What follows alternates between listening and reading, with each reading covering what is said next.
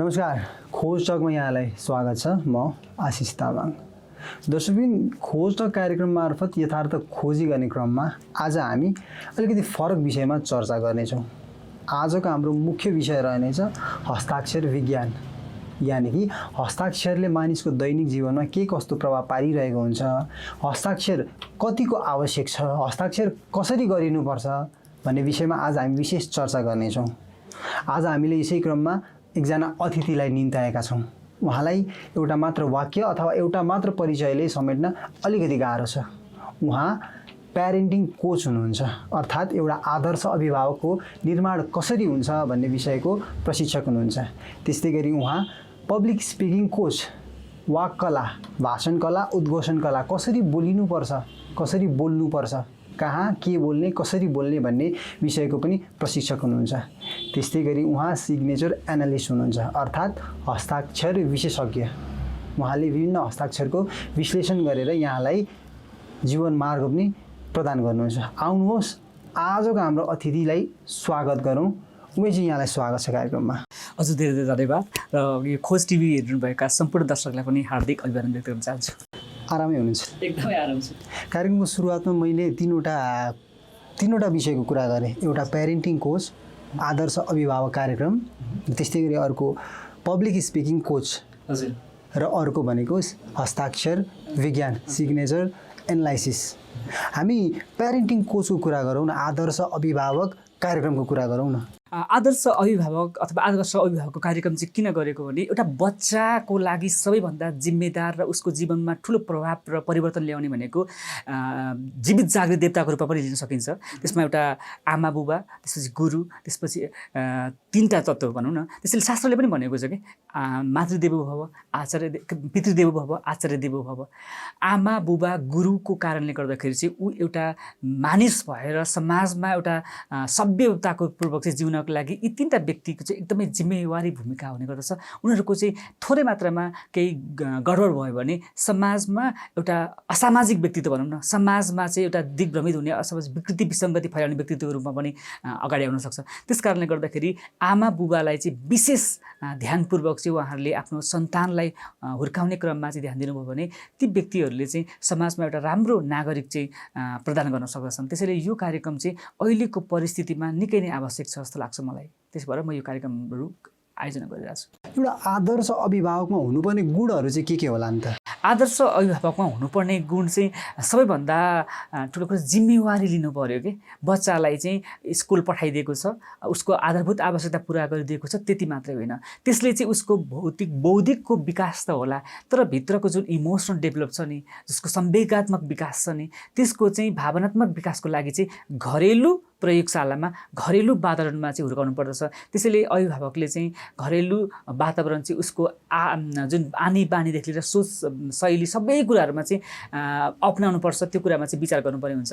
जस्तो समय निष्ठाको कुराहरू भयो, समयको विषयमा चाहिँ अहिले जति पनि हाम्रो समाजमा देखिन्छ नि, नेपाली समय होइन, काहीँ मिटिङमा गयो ढिला, नेपाली समय, त्यो पछि मात्रै त्यस्तो भएको होइन कि, त्यो चाहिँ एउटा सामाजिक रोगको रूपमा चाहिँ डेभलप भएको छ होइन, सामाजिक रोगको रूप। त्यसैले यस्ता कुराहरू चाहिँ बच्चालाई सानैदेखि सिकाउने, परिश्रमशीलताको कुराहरू भयो होइन, व्यवस्थाको कुराहरू भयो, त्यो हरेक कुराहरूलाई चाहिँ बच्चादेखि सिकाउने हो भने चाहिँ त्यसले समाजमा राम्रो चाहिँ प्रभाव पर्न सक्दछ। किन जस्तो जापानमा अहिले हामी सिस्टमेटिकको कुरा गर्छौँ, संस्कारको कुराहरू चाहिँ हामीले जापानिज वातावरणमा चाहिँ देशमा देख्छौँ नि, त्यसको सुरुवात भनेको त्यहाँको अभिभावक र स्कुल, त्यहाँको ठुलो योगदान रहेको छ। त्यस कारणले गर्दाखेरि चाहिँ अभिभावकले चाहिँ त्यो जिम्मेवारी चाहिँ बोध हुनुपर्छ कि। त्यसैले चाहिँ म अभिभावकलाई त्यो प्रकारको चाहिँ बच्चालाई सानैदेखि उसको सोच विचार र हरेक कुराहरूमा चाहिँ बच्चालाई आदेशबाट होइन कि आचरणबाट चाहिँ सुधार्नुपर्छ।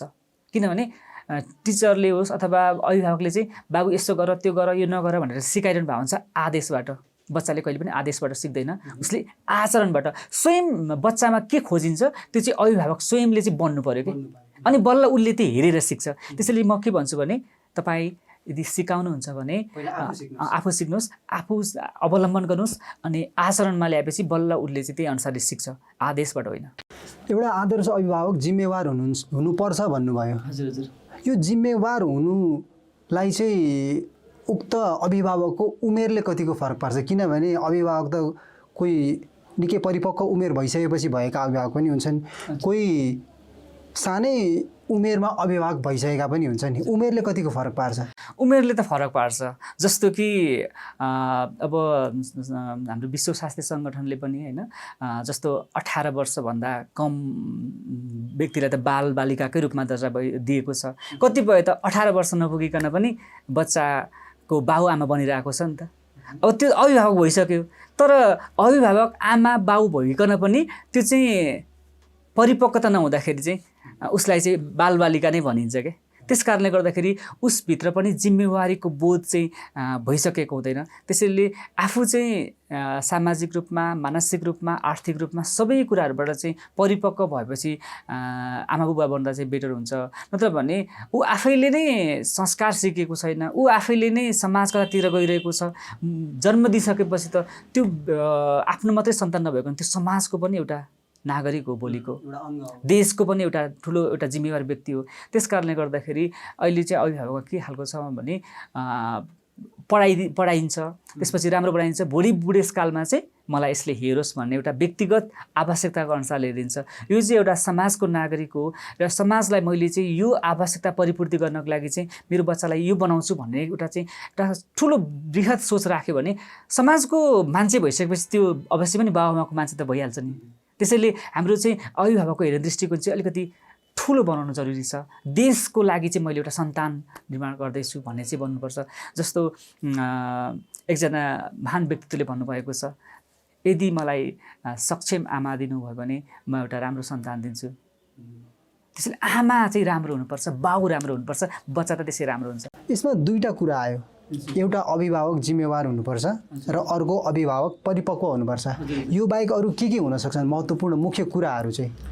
अब उसको एउटा व्यक्ति भनौँ न, बालबालिकाको चाहिँ बौद्धिक विकासमा र शारीरिक विकासमा त एकदमै प्र्याक्टिस भइरहेछ। सरकारले पनि शारीरिक विकासको लागि विभिन्न स्वास्थ्यको कुराहरू लिएर आइरहेको छ होइन। बौद्धिक विकासको लागि चाहिँ गुणस्तरीय शिक्षाको लागि चाहिँ अहिले ठुलो किसिमको एउटा माग र त्यो किसिमको अभ्यास भइरहेछ नि त। तर उसको जुन मनोवैज्ञानिक रूपमा भावनात्मक विकासको लागि उसको भित्रको एउटा भावनात्मक शरीर हुन्छ क्या, सूक्ष्म शरीर हुन्छ। त्यसको लागि चाहिँ उसको वातावरणले, घरमा भइरहेको परिस्थितिले होइन, समाजमा भइरहेको विभिन्न व्यक्तिको गतिविधिले ठुलो भूमिका हुने गर्दछ। त्यस कारणले गर्दाखेरि चाहिँ अभिभावकले देखाएको एक्टिभिटिजले पनि व्यक्तिमा, बालबालिकामा ठुलो गहिरो प्रभाव परिरहेको हुन्छ। किनभने आमा बुबा नै पहिलो शिक्षक शिक्षिका भनिएको हुन्छ, घरलाई नै पहिलो विद्यालय भनिरहेको हुन्छ। त्यस कारणले गर्दाखेरि स्कुलमा जुन प्रकारको अहिले संवेदनशीलतापूर्वक त्यहाँको गुणस्तरीयता कुराहरूमा ध्यान दिइरहेको छ, त्यसैले एउटा अभिभावकले पनि आफ्नो आचरण कस्तो छ, बच्चाको लागि मेरो बानी व्यवहारले केही असर पर्छ कि, घरमा भइरहेको गतिविधिले मेरो बच्चालाई केही असर परिरहेको छ कि भन्ने कुरा चाहिँ सूक्ष्म विश्लेषणात्मक तरिकाले चाहिँ जिम्मेवार ढङ्गले त्यो किसिमको परिस्थिति निर्माण गर्नु चाहिँ पर्छ। यो चाहिँ एउटा जिम्मेवार अभिभावकको चाहिँ ठुलो दायित्व पनि हो। बालबालिकाको विकासको लागि सरकारी तहबाट पनि केही कार्यक्रमहरू सञ्चालन भइरहेको हुन्छ। हजुर, बेला बेला हुने गरेको पनि पाइन्छ। तर अभिभावकको विकासको लागि त्यस्ता केही कार्यक्रमहरू सरकारी तहबाट सञ्चालन भएको पाइन्छ त? अहिले चाहिँ त्यस्तो छैन। जस्तो अहिले बिस्तारै बिस्तारै शिक्षक शिक्षिकाहरू विद्यालयको तहबाट चाहिँ उहाँहरूले चाहिँ एउटा राम्रो वातावरण दिइरहनु भएको छ, अनुशासनको कुराहरू सिकाइरहनु भएको छ। तर त्यो विद्यालयको प्रयास मात्रै गर्दाखेरि चाहिँ एकाङ्गी हुँदो रहेछ। त्यस हिसाबले चाहिँ विद्यालयको तहबाट अनि कतिपय चाहिँ अब मोटिभेसनल स्पिकर लगायतको व्यक्तिहरूले चाहिँ अभिभावकीय कार्यक्रम गरेर गरिरहनु भएको छ। तर अभिभावक पनि एउटा जिम्मेदार व्यक्तित्व हो, उहाँहरूलाई पनि त्यो किसिमको स्किल, त्यो किसिमको ज्ञान चाहिँ दिनुपर्छ भनेर सरकारी तौरबाट चाहिँ त्यो किसिमको अभ्यास भएको चाहिँ मलाई चाहिँ ज्ञान छ। त्यसैले अहिले चाहिँ विद्यालयमा अभिभावकीय शिक्षा पनि आवश्यक पर्छ होइन। जसरी एउटा भनिन्छ कि एउटा त्यो शिक्षक असल शिक्षक हो जसले बालबालिका मात्रै होइन कि अभिभावकले पनि ज्ञान दिन्छ। त्यसैले शिक्षकले आफ्नो विद्यार्थीलाई राम्रो ज्ञान दिने हो भने उसले आफूले पढाइरहेको बालबालिका अथवा विद्यार्थीको अभिभावकको चिन्तन कस्तो छ, उहाँहरूको एउटा सोचनीय धरातल कस्तो छ र यदि अपेक्षित रूपमा आफूले दिन खोजेको ज्ञानसँग चाहिँ अभिभावकको सपोर्ट त्यस्तो छैन भने अभिभावकले पनि स्कुलको माध्यमबाट त्यो किसिमको तालमेल मिलाउनको लागि चाहिँ स्कुल आफै तत्पर भएर चाहिँ अभ्यास पनि गर्नुपर्छ। धेरै स्कुलले त्यो गरि पनि रहनु भएको छ र स्कुलको साथसाथै यहाँले पनि यो पहल चाहिँ जारी राख्नुभएको? हजुर, मैले चाहिँ त्यो किसिमको आवश्यकता भएको महसुस गरेको छु, म लागिरहेको छु। अब कुरा गरौँ यहाँको अर्को पाटो जुन छ पब्लिक स्पिकिङ कोच पनि हुनुहुन्छ यहाँ। हजुर हजुर। यो विषयमा अलिकति प्रश्न पारिदिनुहोस् न, यो चाहिँ किन आवश्यक छ? हजुर, म चाहिँ 2017मा इन्डोनेसिया जाने अवसर प्राप्त भएको थियो। त्यो बेलामा चाहिँ म एज अ नेपालको प्रतिनिधि भएर पनि गएको थिएँ। त्यसको चाहिँ अब कुरा खोज्दै जाने हो भने सामाजिक अभियन्ताको रूपमा म छु। 2015मा चाहिँ ठुलो भूकम्प गएको बेलामा चाहिँ मेरो जिल्लामा मैले सामाजिक क्षेत्रमा धेरै काम गरेको थिएँ। त्यसबाट एउटा युवाको हैसियतले म इन्डोनेसिया गएको थिएँ। त्यहाँबाट मैले धेरै कुराहरू, सामाजिक रूपान्तरणको कुराहरू, धेरै कुराहरू चाहिँ सिक्ने मौका पायो। दक्षिण एसियाका धेरै युवाहरूको जम गर्थ्यो।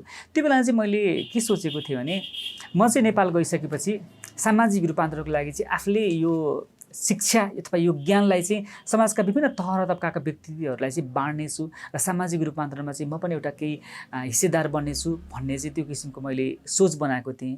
तर कहाँबाट सुरुवात गर्ने, कसरी सुरुवात गर्ने, सबै ठाउँमा त म जान सक्दिनँ।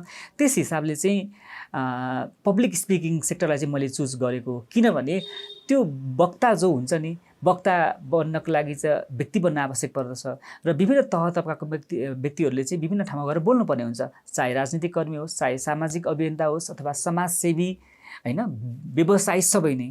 त्यसैले ती व्यक्तिहरूलाई चाहिँ हामीले सही तरिकाले एउटा व्यक्तित्व निर्माण गर्नको लागि चाहिँ सहयोग गर्यो भने त्यो वक्ता राम्रो बन्न सक्छ क्या। त्यसैले वक्ता बन्न अगाडि व्यक्ति बन्न जरुरी छ। त्यस हिसाबले चाहिँ मैले समाजमा मैले जानेको कुराहरू, किनभने एउटा व्यक्तिको लागि चाहिँ स्पिरिचुअल कुरा आवश्यक पर्छ, हैन, आर्थिक कुराहरू आवश्यक पर्छ, एउटा व्यक्तित्व विकासको लागि धेरै तत्त्वहरू चाहिँ समेट्नुपर्छ नि, बल्ल त्यो व्यक्ति बन्छ र त्यसपछि वक्ता बन्न सक्छ। त्यस हिसाबले चाहिँ मैले समाजमा यो प्रकारले पनि सामाजिक रूपान्तरण गर्नको लागि उहाँहरूलाई सहयोग गर्न सक्छु भन्ने एउटा अभिलाषा राखेर यो व्यक्तित्व निर्माणको लागि यो भाषण कला, हैन, वक्ता बन्नको लागि चाहिँ मैले त्यो सहयोग गरिरहेको छु। विभिन्न वर्कसप सञ्चालन गरिरहेको छु। एउटा साधारण व्यक्ति भएर बोल्नु र एउटा वक्ता भएर बोल्नु चाहिँ कतिको फरक छ? जस्तो अगाडि स्टेजमा गर्ने बोल्ने व्यक्तिहरू त केही न केही तह र तबकामा त विभिन्न पदमा त आफ्नो जिम्मेवारी हासिल गरिसक्नु भएको व्यक्ति हुनुहुन्छ र उहाँले चाहिँ स्टेजमा गएर बोल्दाखेरि एकदमै राम्रो राम्रो कुरा, आदर्शको कुराहरू चाहिँ मजाले पढेर आएर, सिकेर आएर, कहीँबाट चाहिँ सुनेर आएर चाहिँ बोल्नुभयो। तर स्टेजमा बोलिरहँदाखेरि अडियन्सले त याद गरिरहेको हुन्छ नि त उसको आचरणको कुराहरू, उसको सामाजिक जीवनको कुराहरू, पारिवारिक जीवनको व्यक्तिगत कुराहरू पनि उसले जज गरिरहेको हुन्छ। त्यस हिसाबले चाहिँ राम्रो बोलेर मात्रै हुँदैन कि, पहिला सुरुमा त आफू स्वयंले त्यो विचारहरू चाहिँ अवलम्बन गर्नुपर्ने हुन्छ। त्यस हिसाबले चाहिँ व्यक्ति बनेर मात्रै वक्ता बन्न सकिन्छ। त्यसैले सामान्य व्यक्तिले पनि आफूभित्र चाहिँ त्यो गुणहरू चाहिँ विकास गरेर मात्रै वक्ता बन्न सकिन्छ र सफल वक्ता त्यसरी बन्न सकिन्छ भनेर चाहिँ मैले त्यसरी चाहिँ। एउटा सफल वक्तामा चाहिँ कस्ता कस्ता गुणहरू हुन्छन्? सफल वक्तामा चाहिँ जुन विषयवस्तु उसले बोल्नुपर्ने हो त्यसमा चाहिँ गहन एउटा अध्ययन हुनु पर्यो, हैन। ऊ कुन ब्याकग्राउन्डको, पृष्ठभूमिको व्यक्ति हो, उसले त्यो पृष्ठभूमिमा चाहिँ मजाले खरो उत्रिएको हुनुपर्छ र उसको चाहिँ आचरणहरू पनि राम्रो हुनुपर्छ र त्यो व्यक्तिको चाहिँ बोलीले भन्दा पनि उसको व्यक्तित्वले बोलिरहेको हुन्छ क्या। Action speak louder than words भन्छ नि, हैन, उसको कार्यले नै बोलिरहेको हुन्छ। त्यस हिसाबले चाहिँ उसको क्रियाकलापहरूलाई चाहिँ ज्वलन्त र जीवन्त, हैन, बुलन्द बनाउनु चाहिँ आवश्यक पर्छ। अनि त्यसपछि त आफै नै थोरै मात्रै बोल्दाखेरि पनि उसले धेरै प्रभाव पार्न सक्छ। त्यसैले बोल्दाखेरि चाहिँ इन्फ्लुएन्सर हुनको लागि चाहिँ उसको क्रियाकलापमा चाहिँ विशेष ध्यान दिनुपर्दछ। यो जुन वाक कला छ नि, यो चाहिँ कस्ता कस्ता व्यक्तिहरूलाई विशेष आवश्यक पर्छ? यो मानिसको चाहिँ समाजसँग जोड्नको लागि र उसको अहिले जति पनि यो विश्व विकास भइरहेको छ नि, मानव सभ्यताको विकासको यो चरमतासम्म आइपुग्नको लागि चाहिँ एउटा कुशल सञ्चारको सिप, यो भाषागतको कारणले गर्दाखेरि यो स्किल चाहिँ प्रकृतिले मान्छेले मात्रै दिएको छ। त्यसैले यो देशको विकासको लागि, समाजलाई एकता सूत्रमा बाँध्नको लागि यो वाक कला चाहिँ हरेक व्यक्तिले जान्न आवश्यक छ। एउटा अभिभावकले पनि जान्न आवश्यक छ, एउटा शिक्षकले जान्न आवश्यक छ, हैन, पसलले व्यापार व्यवसायमा लागेको व्यक्तिले बोल्न सिक्न आवश्यक छ। किनभने आफ्नो विचार, भावना, ज्ञान, अनुभवलाई चाहिँ जस्ताको तस्तै बुझाउने अभिप्रायले कुन मनसायले चाहिँ उसलाई बुझाउन खोजेको छ त्यो कुरा चाहिँ उसले जानेर त्यो डेभलप गरेर चाहिँ आफ्नो क्षेत्रमा चाहिँ अवलम्बन गर्यो भने ऊ आफू सफल हुनको लागि चाहिँ यो नितान्त आवश्यक पर्ने चाहिँ एउटा सिप मध्येमा यो पनि पर्छ। त्यसैले हरेक व्यक्तिलाई चाहिँ हरेक तहरतामा रहेको व्यक्तिले चाहिँ यो कुरा सिकेर जाँदाखेरि अझ राम्रो। हुन त सबैले गरि नै रहनु भएको छ, तर गरि नै रहनु यत्तिकै गर्नु र जानेर होइन बुझेर गर्नु चाहिँ एकदम राम्रो कुरा हो। तपाईँले यस पब्लिक स्पिकिङ वर्कसप बोकेर नेपालको विभिन्न जिल्लाहरूमा पनि पुग्नुभयो नि। तपाईँलाई सम्झना छ तपाईँ कतिवटा जिल्लामा पुग्नुभयो र अहिलेसम्म कतिजनालाई चाहिँ सिकाउनु भयो? अहिले चाहिँ मैले विशेष गरेर वर्कसप चाहिँ इन्डोर गरिरहेको छु धेरै जस्तो होइन, तर विशेष गरेर यो अहिले जहिले पनि जति अहिले हाम्रो लोकतान्त्रिक प्रणाली चाहिँ अवलम्बन हुन थालेको छ नि, हरेक व्यक्तिलाई आवश्यक परेको छ। जहाँ पनि समावेशीको कुरा आइरहेको छ होइन, महिला दलित जनजाति सबै कुराहरू समेट्ने पर्ने भएको कारणले चाहिँ त्यो हरेक ठाउँमा चाहिँ आवश्यक पर्ने रहेछ। त्यसैले चाहिँ यो कुरा चाहिँ मैले सिकाउनको लागि विभिन्न देशको विभिन्न क्षेत्रमा गएको छु होइन। यो चाहिँ अब देशको विभिन्न ठाउँहरू जस्तो जनप्रतिनिधिलाई पनि दिएको छु। सुर्खेतको गाउँपालिकामा जनप्रतिनिधिलाई दिएको छु। त्यस्तै गरेर अस्ति भर्खरै मैले नेपालगञ्ज पुगेको थिएँ, पोखरा लगायत होइन। त्यस्तै गरेर सिन्धुपाल्चोक, काठमाडौँ भ्यालीमा त धेरै ठाउँमा गरेको छु। र यो विभिन्न वर्कसप लिएर चाहिँ मैले बाहिर र विशेष गरेर चाहिँ भित्र जुन इन हाउस अफिसमा पनि यो वर्कसप चाहिँ चलाइरहेको छु। यो पब्लिक स्पिकिङ कोच तपाईँ हुनुहुन्छ जुन हिसाबले, यस्तो त सहरमा अन्य थुप्रै पनि पाउन सकिन्छ। उहाँहरूको सिकाइमा र तपाईँको सिकाइमा फरक चाहिँ के छ? धेरै नै फरक छ होइन। जस्तो बोल्नु भनेको चाहिँ होइन आफूले जानेको कुराहरू दोहोऱ्याउनु हो, सिकेको कुराहरू आफ्नो क्षेत्रको कुरा त भइहाल्यो होइन, तर अघि मैले भनेको थिएँ नि व्यक्ति बन्न जरुरी छ होइन, अनि बल्ल वक्ता बन्न सकिन्छ। त्यसैले मेरो सिकाइको क्रममा चाहिँ के छ भने एउटा व्यक्तिको चाहिँ एउटा कन्फिडेन्स डेभलप गर्नको लागि चाहिँ उसले धेरै कुरा जान्न आवश्यक छ। र मेरो चाहिँ प्र्याक्टिस चाहिँ मेडिटेसन थ्रुबाट हुन्छ कि, भनेको अध्यात्मलाई पनि जोड्नुहुन्छ तपाईँले? ध्यानको माध्यमबाट। ध्यानले चाहिँ भित्रको जुन सफ्टवेयर भन्छ नि, उसभित्रको जुन सुसुप्त अवस्थामा रहेको जुन कमजोरीहरू छ, कतिपय चाहिँ म सक्दिनँ भन्ने खालको एउटा आत्मविश्वासको कमी छ नि, त्यसलाई चाहिँ एकदमै वृद्धि गर्नको लागि चाहिँ ध्यानको अभ्यास हुने गर्दछ। त्यो ध्यानको अभ्यास गर्दै गर्दै जाँदाखेरि चाहिँ उसमा एउटा व्यक्ति बन्नको लागि चाहिँ ठुलो रूपान्तरण हुनको लागि चाहिँ सहयोग गर्छ। त्यसले अरूभन्दा यो प्रक्रियाले गर्दाखेरि नै धेरै व्यक्तिहरू चाहिँ मसँग सिक्नको लागि चाहिँ एकदमै उत्साहित हुनुहुन्छ। यहाँले कुन कुन क्षेत्रको व्यक्तिहरूलाई सिकाउनु भयो? अघि जसरी भन्नुभयो यहाँले जनप्रतिनिधिहरूलाई, त्यस्तै गरी कानुनी पेसासँग आबद्ध व्यक्तिहरूलाई सिकाउनु भयो, त्यस्तै गरी कुन कुन क्षेत्रका व्यक्तिहरू यहाँसँग विशेष रूपमा सिकिरहनु भएको छ अथवा यहाँले सिकाउनु भइरहेको छ? सबै जस्तो क्षेत्रको हुनुहुन्छ होइन, कलाकार हुनुहुन्छ, त्यस्तै गरेर राजनीतिक त भइहाल्नु भयो होइन, समाजसेवी हुनुहुन्छ, अनि शिक्षक हुनुहुन्छ, अनि व्यवसायी हुनुहुन्छ। सबै जस्तो सब व्यक्तिहरूसँग चाहिँ मेरो यो प्रकारको अभ्यास। खुलाउन मिल्ने खालको कुनै त्यस्तो नाम छ? नाम त नभनौँ होला होइन, यो अब व्यक्तिको एउटा आफ्नो गोपनीयता कुराहरू नै आउनसक्छ। त्यसैले समाजको सबै जस्तो व्यक्तिहरूको चाहिँ मैले उहाँहरूसँग सहकार्य गरेको छु। एक हिसाबले चाहिँ एउटा पढाउने सिकाउनु भन्दा पनि सेयरिङको कुरा हो, किनभने उहाँहरूबाट नै सिकिरहेको हुन्छौँ र उहाँहरूले जानेको कुराहरूलाई नै अझ धेरै त्यो खुल्नको लागि बोल्नको लागि चाहिँ सहयोग गर्ने कार्यक्रम हो यो। अब आउँ हस्ताक्षर विज्ञानको। आजको सम्भवतः सायद दर्शकहरूले यो विषयलाई नै कुरेर बसिरहनु भएको छ होला, कति बेला यस विषयको बारेमा कुराकानी हुन्छ भनेर। अब कुरा गरौँ यो हस्ताक्षर विज्ञान। हस्ताक्षर विज्ञानको कुरा गर्नु अगाडि हस्ताक्षर के हो एकचोटि त्यो बताइदिनुहोस् न। हस्ताक्षर अब शब्दबाट नै हामी बुझ्न सक्छौँ। हातबाट बनेको अक्षरलाई हामी सामान्यतया हस्ताक्षर भन्छौँ, तर कतिपय व्यक्तिको हात पनि छैन, खुट्टाले लेखिरहनु पाउँछ होइन, त्यसलाई पनि हस्ताक्षरै भनिन्छ कि। कतिपयको चाहिँ फेरि खुट्टा पनि छैन, अब मुखले च्यापेर अक्षर बनाइरहेको हुन्छ, त्यो पनि हस्ताक्षरै भनिन्छ, ह्यान्डराइटिङ नै भनिन्छ। त्यसैले हामीले सामान्यतया हातले लेखेको भएर चाहिँ हामीले त्यसलाई चाहिँ त्यो हस्ताक्षर भनेर हुन्छौँ, अनि हातले बनेको होला, हातले लेखेको होला भनेर हुन्छौँ होइन। तर त्यसको कमान्डिङ चाहिँ मस्तिष्कबाट भइरहेको हुन्छ कि, त्यसैले त्यसलाई ब्रेन राइटिङ पनि भनिन्छ अहिले चाहिँ।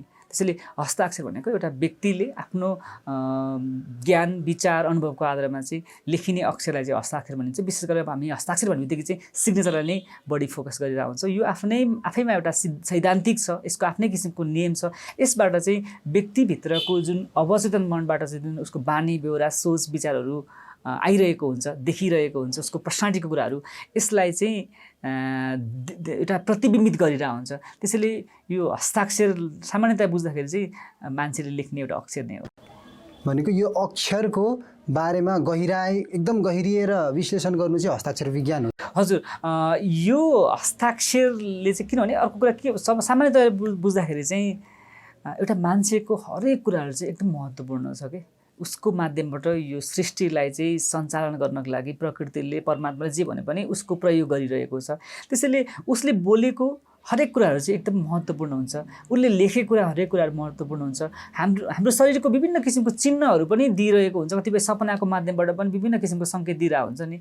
भन्नुको अर्थ चाहिँ हामीलाई हाम्रो जीवनयापन गर्नको लागि सहज बनाउनको लागि प्रकृतिले केही न केही सङ्केत दिइरहेको हुन्छ र हस्ताक्षरमा देखिएको सङ्केतको आधारमा चाहिँ ऊ कस्तो व्यक्तित्व हो, ऊ कस्तो स्वभावको मान्छे हो, उसको जीवन चक्र कसरी अगाडि बढिरहेको छ, उसको जीवनशैली कस्तो प्रकारले चाहिँ अगाडि बढिरहेको छ भन्ने कुराहरू चाहिँ बुझाउन अथवा अध्ययन गरिने एउटा विज्ञानलाई चाहिँ हस्ताक्षर विज्ञान भनिन्छ।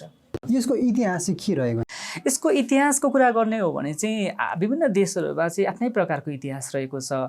तर यो चाहिँ आर्य सभ्यतामा हाम्रो पूर्वीय दर्शन अनुसारको चाहिँ अनुसार नै रहेको छ। यसको इतिहासमा कुरा पाना पल्टाउन जाने हो भने भृगु ऋषिले पनि यस विषयमा धेरै अध्ययन गर्नुभएको पाइन्छ। वशिष्ठ आदि त्यस्तै गरे आधुनिक कालमा कालिदासको जीवनयापन कालमा पनि यसको विषयमा चाहिँ खोज अनुसन्धान गरेको चाहिँ विभिन्न इतिहासको पाना पल्टाउन फेरि पाइन्छ।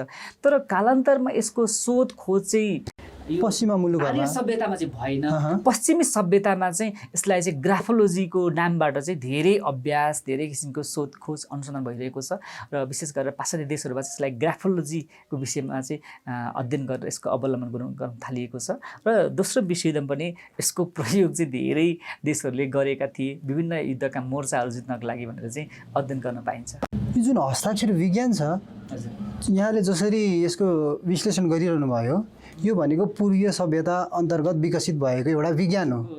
एकदम प्राचीन छ यो, एकदम प्राचीन पूर्वीय सभ्यता अन्तर्गतको। तर यसको प्रयोग र यसको अध्ययन पश्चिमा सभ्यताहरूमा बढी भयो र अहिले कालान्तरमा फेरि यसको चाहिँ विकसित चाहिँ आर्य सभ्यता र पूर्वीय दर्शन अनुसारले नै हुन थालेको छ। भारतवर्षमा पनि यसको हुन थालेको छ, बिस्तारै हाम्रो नेपालमा पनि हुन थालेको छ। र यो मानिसको अवचेतन मनमा अथवा भनौँ न माइन्ड रिप्रोग्रामिङ गर्नको लागि चाहिँ एकदमै अचुक, एकदमै सजिलो र सहज भएको कारणले गर्दा यसको बढी व्यापक प्रयोग चाहिँ अहिले हुन थालेको छ।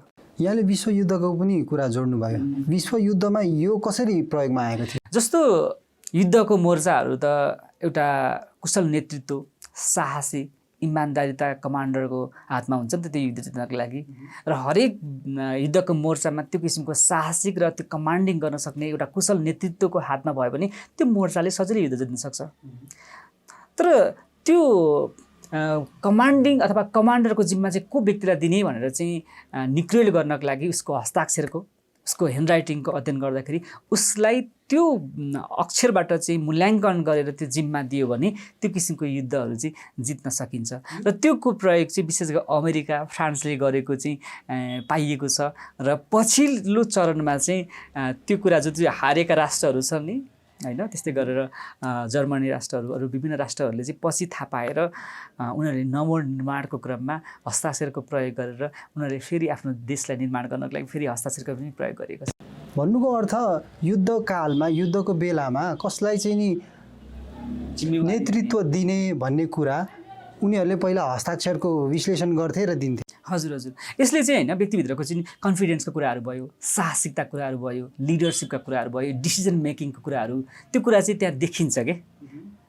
व्यक्तिमा चाहिँ एउटा आफूलाई जहिले पनि असुरक्षित महसुस गर्छ, उसमा चाहिँ कन्फिडेन्स चाहिँ छैन, ऊ चाहिँ डराइरहेको छ भने त्यो डराइरहेको लिडरलाई चाहिँ त्यो जिम्मा दिँदाखेरि समग्रमा सबै टिम नै डराउँछ नि त, ऊ होमिन सक्दैन। त्यस हिसाबले यो त युद्धको कुराहरू भयो। हरेक अहिले त अफिसहरूमा पनि आवश्यक पर्छ क्या, अहिले राजनीतिक कर्मीहरूको पनि त्यो किसिमको हेर्न थालियो। भन्नुको अर्थ हस्ताक्षरले व्यक्तिको व्यक्तित्व छर्लङ्ग पार्छ। व्यक्तिलाई भेट्नु आवश्यक पर्दैन, उसँग सङ्गत गर्न आवश्यक पर्दैन, उसलाई चाहिँ सानो अक्षरमा चाहिँ उसको सम्पूर्ण व्यक्तित्व चाहिँ त्यहाँ अवतरण भइरहेको हुन्छ। सूक्ष्म शरीरै भने जस्तो हुन्छ क्या। जस्तो अब डाक्टरहरूले एक्सरे गर्ने बित्तिकै उसको अङ्ग प्रत्यङ्गमा चाहिँ अवस्था कस्तो छ भन्ने कुरा चाहिँ भन्नुहुन्छ नि त, किनभने टेक्निकली उहाँलाई थाहा हुन्छ। त्यस्तै हस्ताक्षर पनि एउटा व्यक्तिको चाहिँ सूक्ष्म स्वरूप भन्न सकिन्छ। हस्ताक्षर भने पछाडि अहिले निकै नै महत्त्वपूर्ण विषय हो। हजुर, यो चाहिँ अहिले महत्त्वपूर्ण र एकदमै खोजको रूपमा चाहिँ अहिले यसको धेरै प्रयोग हुन थालेको छ। अहिले आपराधिक अनुसन्धानमा पनि यसको प्रयोग हुन थालेको छ। विभिन्न व्यक्तित्व विकास गर्नको लागि, कसैको चाहिँ करियर डेभलप गर्नको लागि विभिन्न ठाउँमा यसको प्रयोग हुन थालेको छ। यसबाट यसो पनि भन्न सक्यो मानिसको हस्ताक्षर हेरेर उसको भूत भविष्य र वर्तमान पनि बुझ्न सकिन्छ? भूत भविष्य वर्तमान यसको चाहिँ त्यति धेरै जस्तो कुण्डलिनी जस्तो अध्ययन गरेर चाहिँ ज्योतिषले जस्तो चाहिँ हुँदैन, तर उसको जीवन चाहिँ कतातिर जाँदैछ, कतिको प्रगतिशीलतामा छ, उसको चाहिँ पहिलाको डिसिजन गर्ने शैली कस्तो थियो होइन, उसको चाहिँ विशेष गरेर उसको सोचाइ विचार आचरणको कुराहरू चाहिँ विशेष गरेर झल्किदियो हो। तर विभिन्न घटनाक्रमहरू योसँग यस्तो सम्बन्ध थियो, फलाना यस्तो थियो, अब यो घटना घट्नेवाला छ भनेर पर्टिकुलरली घटनाहरू चाहिँ देखिँदैन, तर उसले सम्भावित जोखिमका कुराहरू होइन, ऊ कतिको स्ट्रेसमा छ होइन, स्ट्रेसमा भयो भने त कुनै पनि राम्रो काम गर्न सक्दैन नि त। अनि बाधा अडचन भइरहेको छ कि जीवनको क्रमहरूमा आधा अधुरो काम गर्ने बानी छ कि यस्ता यस्ता उसको चाहिँ शैलीको जुन आचरणको कुराहरू चाहिँ विशेष गरेर यसबाट अध्ययन गर्न सकिन्छ। जस्तो भूत भविष्य वर्तमान जुन ज्योतिषको विधा जस्तो चाहिँ यसले त्यसरी चाहिँ विश्लेषण गर्दैन। यो ज्योतिष शास्त्रसँग कतिको निकटता छ यसको? त्यति धेरै यसको निकटता छैन, तर ग्रहहरूको प्रभाव चाहिँ व्यक्तिको साइकोलोजी उसको व्यक्तित्वमा पर्ने भएको कारणले चाहिँ कतिपय कुराहरू चाहिँ ग्रहको प्रभावको विषयमा चाहिँ भन्न सकिन्छ, तर ग्रहले देखाएका जुन ग्रह गोचरको कुराहरू चाहिँ यसमा देखिँदैन, भन्न सकिँदैन। यो हस्ताक्षर विश्लेषण कुन उमेर समूहकाले गर्दा चाहिँ अझ राम्रो होला त?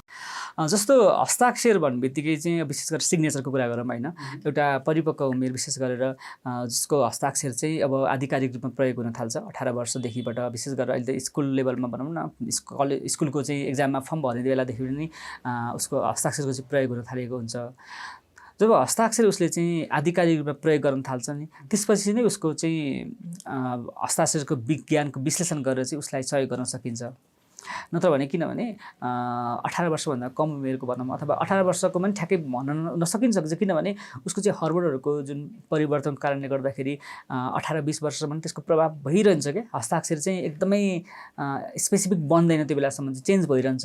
त्यस हिसाबले चाहिँ म चाहिँ विशेष गरेर 18 वर्षभन्दा माथिको व्यक्तिहरूको चाहिँ हस्ताक्षर विज्ञानको विश्लेषण गरेर सहयोग गर्न सकिन्छ। र माथि चाहिँ लगभग मैले चाहिँ 49 वर्ष 45 वर्षसम्मको व्यक्तिहरूलाई चाहिँ परिवर्तन गर्नको लागि चाहिँ सुझाव दिन्छु, किनभने हस्ताक्षर बदल्नु भनेको आफ्नो बानीलाई नै परिवर्तन गर्नु जस्तो हो क्या, सोच विचारलाई नै परिवर्तन गर्नु जस्तो हो।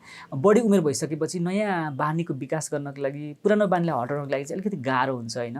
त्यस हिसाबले चाहिँ नसकिने भने त होइन होइन, विशेष गरी 45 देखि 49 वर्षसम्मको व्यक्तिहरूको लागि चाहिँ परिवर्तन गर्नको लागि सुझाव दिन्छु। र मैले चाहिँ अभ्यास गर्दाखेरि लगभग 50-55 वर्षको व्यक्तिहरूले पनि हस्ताक्षर परिवर्तन गरेर आफ्नो व्यक्तित्वमा चाहिँ परिवर्तन पनि गरेको चाहिँ मैले प्रतिक्रिया पाइरहेको छु। त्यसैले व्यक्तिमा भर पर्दो रहेछ, उसमा तत्परता भयो भने उसले चाहिँ परिवर्तन गर्न सक्छ। उमेरले त्यस्तो धेरै छेकबार गर्दैन, तर विशेष गरेर अवचेतन मनमा चाहिँ जुन प्रभाव पार्नको लागि 18देखिबाट 45 वर्ष अथवा 49 वर्षसम्मको लागि चाहिँ मैले विशेष गरेर विश्लेषण गरेर परिवर्तन गर्नको लागि चाहिँ सुझाव दिने गर्दछु।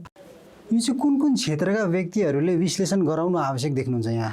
यो त हरेक व्यक्तिले आफ्नो व्यक्तित्वलाई जान्नको लागि, आफूभित्र भएको कमजोरीलाई महसुस गर्नको लागि र सबल पक्षलाई चाहिँ थाहा पाउनको लागि चाहिँ हरेक व्यक्तिले आवश्यक पर्छ। किनभने हस्ताक्षरले चाहिँ तपाईँ कस्तो व्यक्तित्व हो, तपाईँभित्र भएको विकनेसको कुराहरू भयो, स्ट्रेन्थ पोइन्टको कुराहरू चाहिँ थाहा पाउँदाखेरि चाहिँ आफूलाई सेल्फ रियलाइजेसन गर्दाखेरि चाहिँ राम्रो हो नि त। त्यसैले समयमै तपाईँले आफ्नो कमी कमजोरी चाहिँ थाहा पाएर त्यसलाई चाहिँ निवारण गर्नुभयो, हटाउनु भयो भने तपाईँ सही रूपमा आफूलाई चाहिँ अगाडि बढ्नलाई चाहिँ सहयोग पुर्याउन सकिन्छ। तर भने समस्या कहाँ भइरहेको छ भने थाहा हुँदैन होइन, मलाई परिस्थितिले साथ दिएन, मलाई ग्रहले साथ दिएन, मलाई चाहिँ आफन्तले साथ दिएन, मलाई समय भएन भनेर चाहिँ हामीले विभिन्न परिस्थितिलाई ब्लेमिङ गरिरहेको हुन्छौँ, तर वास्तवमा आफैभित्रबाट नै कमजोरी आइरहेको हुन्छ क्या। त्यसैले कमजोरी कहाँबाट स्टार्टिङ भइरहेको छ कि आफैबाट भएको छ कि छैन भन्ने कुरा चाहिँ थाहा पाउनको लागि त यो हस्ताक्षरको चाहिँ प्रयोग गर्न सकिन्छ कि। नत्र भने ब्लेमिङ गर्दा गर्दा हामी अरूलाई दोष दिइरहेको हुन्छौँ अनि आफूबाट भइरहेको कमजोरीलाई चाहिँ थाहा पाउँदैनौँ। अनि त्यसैले चाहिँ हस्ताक्षरको प्रयोगबाट चाहिँ कस्तो भने जस्तो अरू माध्यमबाट चाहिँ सजिलो छैन, यो हस्ताक्षरबाट चाहिँ धेरै सजिलो छ। किनभने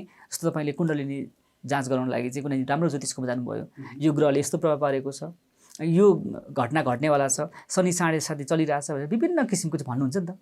तर त्यो ग्रहको स्थितिलाई चाहिँ बदल्न सकिँदैन, जीवन पर्यन्त नै त्यसलाई चाहिँ हामीले भोगिनै रहनुपर्ने हुन्छ। तर पूजाआजा के गरेर केही न्यूनीकरण गर्न त सकिएला त्यसको प्रभावको विषयमा, तर हटाउन सकिँदैन होइन। त्यो हातको रेखाको कुरा गर्न जाने हो भने नि हातले विभिन्न रेखाले यो किसिमको चाहिँ सङ्केत गरिरहेछ, तपाईँको आयुदेखि लिएर हरेक कुराहरू भनिरहनु भएको हुन्छ। तर हातको रेखालाई पनि तपाईँले चाहेर मैले चाहेर बदल्न सक्दैनौँ नि।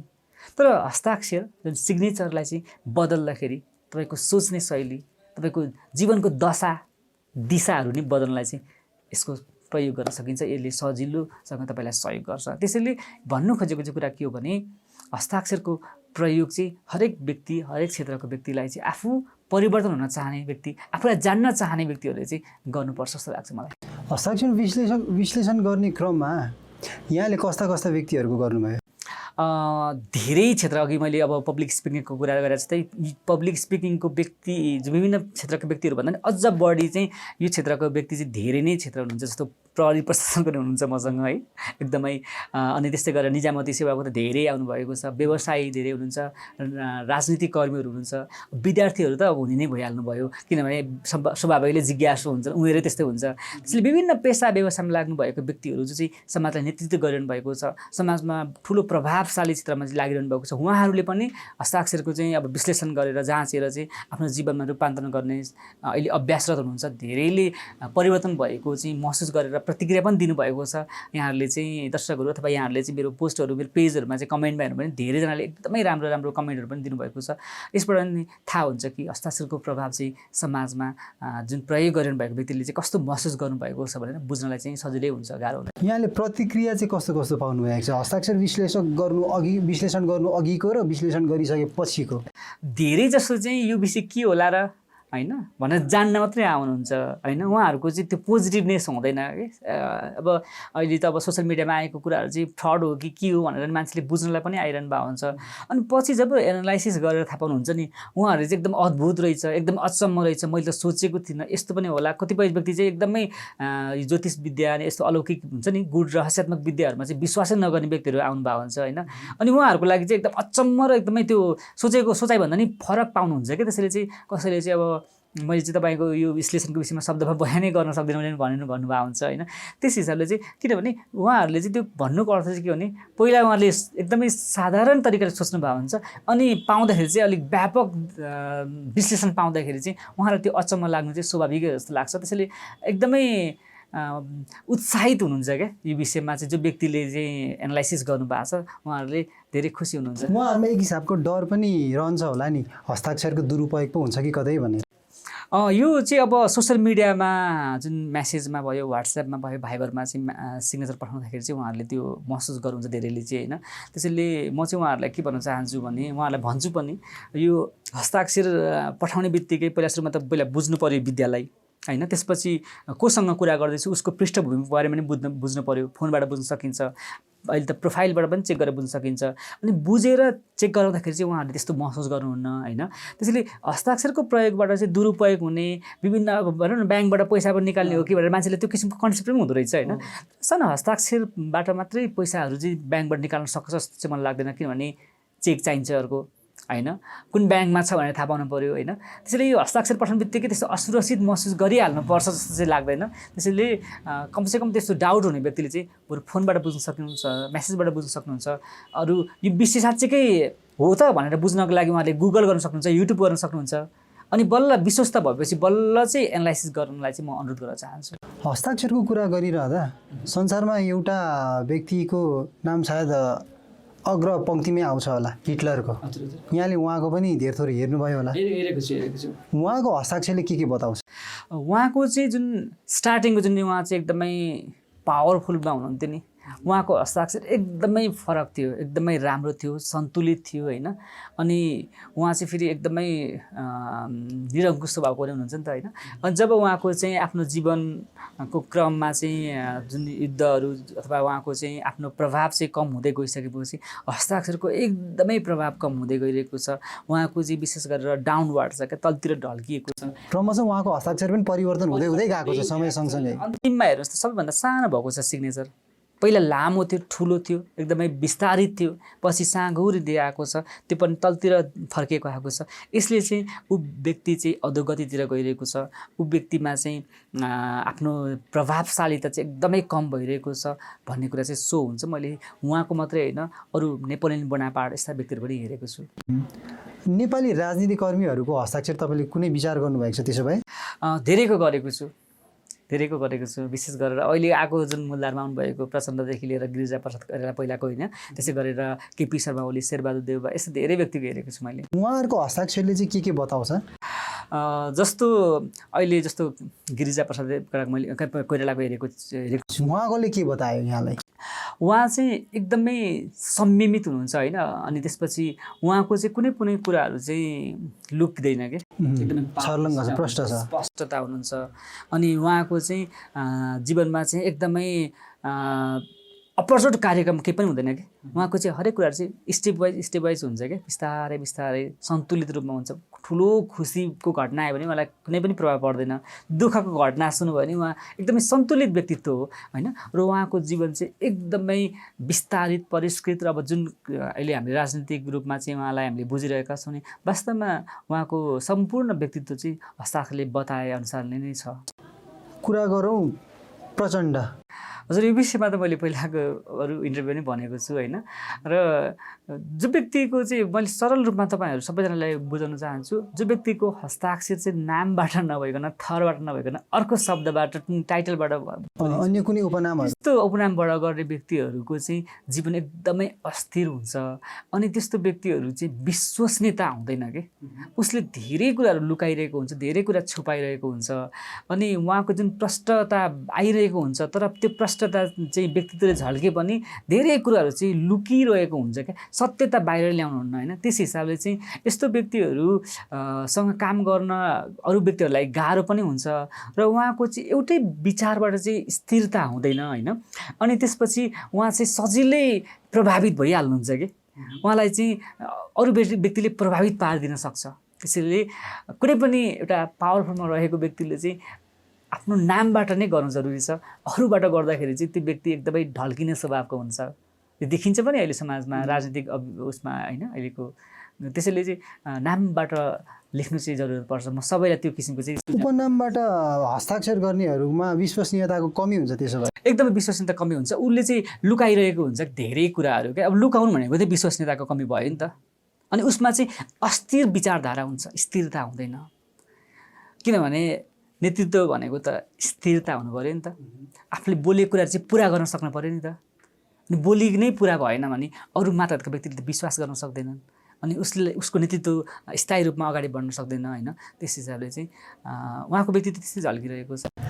कुरा गरौँ क्रमशः पूर्व प्रधानमन्त्री केपी शर्मा ओली र वर्तमान प्रधानमन्त्री शेरबहादुर देउवा। उहाँको हस्ताक्षर चाहिँ कसरी विश्लेषण गर्नुभयो यहाँले? हस्ताक्षरले के बताइरहेको छ भने केपी शर्मा ओलीको चाहिँ उहाँको चाहिँ अलिकति जीवनशैली चाहिँ त्यागमय छ। उहाँले चाहिँ आफ्नो जीवन चाहिँ अब धेरै उहाँको व्यक्तित्वबाट पनि देखिरहेछ होइन। आफ्नो स्वास्थ्यलाई पनि ख्याल नगरिकन काम भन्ने देशको लागि, समाजको लागि भनेर चाहिँ उहाँ लाग्ने खालको सोच विचार भएको व्यक्तित्व हुनुहुन्छ होइन। यो चाहिँ अब एकदमै राम्रो कुरा पनि हो। एज अ लिडरसिप भने एकदमै लिडरसिपमा चाहिँ उहाँ अरू नेतृत्वमा आउनुभएको नेताहरूभन्दा उहाँ अलिकति सफल व्यक्तित्वको रूपमा नै मैले देख्दछु। यो हस्ताक्षरबाट पनि बाहिर पनि देखिन्छ। र उहाँको चाहिँ यो जुन कको डिजाइनले बताएअनुसार चाहिँ एकदमै फन्नी व्यक्तिको रूपमा पनि देखिन्छ होइन। उहाँको डिजाइनले पनि त्यो बताइरहेको छ। र उहाँसँग चाहिँ सङ्गत गर्ने अनि कतिपय जति पनि नजिकको मित्रहरू हुन्छ नि, उहाँबाट चाहिँ त्यो बन्दै छुट्दै जान्छ होइन। त्यो लङ लास्टिङ चाहिँ टिक्दैन कि। उहाँको त्यस्तो खालको छ। अनि कतिपय आफ्नो व्यक्तिगत कुराहरू चाहिँ उहाँले अथवा सेयर गर्न रुचाउनुहुन्न क्या। व्यक्तिगत कुराहरू चाहिँ त्यस्तो पनि देखिन्छ। र उहाँ चाहिँ एकदम सिद्धान्तमा चाहिँ विश्वास गर्नुहुन्छ कि। एकदमै आफ्नो आदर्श जीवन व्यक्तित्व ल्याउनको लागि, आदर्श जीवन जिउनको लागि चाहिँ कठोर नीति र अनुशासनलाई पनि पालना गर्नुपर्छ भन्ने मान्यता राख्नु भएको व्यक्तित्व हो। अब उहाँले कसरी चाहिँ त्यो जीवनमा चाहिँ जीवनशैली कसरी चाहिँ प्रयोग गरिरहनु भएको छ, आदर्शतम कुराहरूको चाहिँ त्यो अब उहाँसँग सङ्गत गरिरहेको व्यक्तिहरूलाई नै थाहा होला। तर हस्ताक्षरले चाहिँ त्यो आदर्श जीवन, आदर्श समाज निर्माण गर्नको लागि चाहिँ उहाँको चाहिँ स्पष्ट धारणा चाहिँ देखिन्छ।